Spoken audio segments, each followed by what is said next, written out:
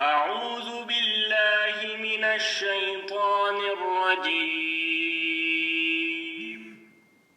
بسم الله الرحمن الرحيم میں پناہ مانگتی ہوں اللہ کی شیطان مردود سے۔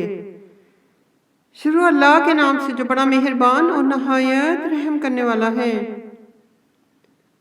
اے پیغمبر صلی اللہ علیہ وآلہ وسلم، اپنے پروردگار جلیل الشان کے نام کی تسبیح کرو، جس نے انسان کو بنایا پھر اس کے اعضاء کو درست کیا، اور جس نے اس کا اندازہ ٹھہرایا پھر اس کو رستہ بتایا، اور جس نے چارہ اگایا پھر اس کو سیاہ رنگ کا کوڑا کر دیا۔ ہم تمہیں پڑھا دیں گے، تم فراموش نہ کرو گے، مگر جو خدا چاہے وہ کھلی بات کو بھی جانتا ہے اور چھپی ہوئی بات کو بھی جانتا ہے۔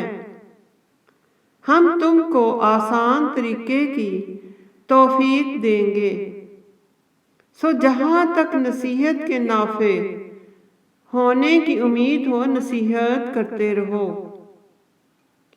جو خوف رکھتا ہے وہ تو نصیحت پکڑے گا، اور بے خوف بدبخت پہلو تہی کرے گا، جو قیامت کو بڑی تیز آگ میں داخل ہوگا، پھر وہاں نہ مرے گا نہ جیے گا۔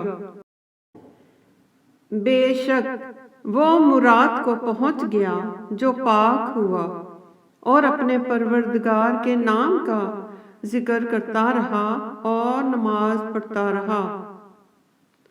مگر تم لوگ تو دنیا کی زندگی کو اختیار کرتے ہو، حالانکہ آخرت بہت بہتر اور پائندہ تر ہے۔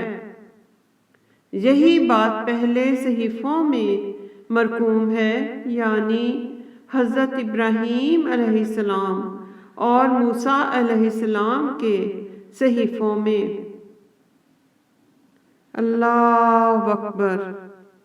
ربنا آتنا فی الدنیا حسنۃ وفی الآخرۃ حسنۃ وقنا عذاب النار۔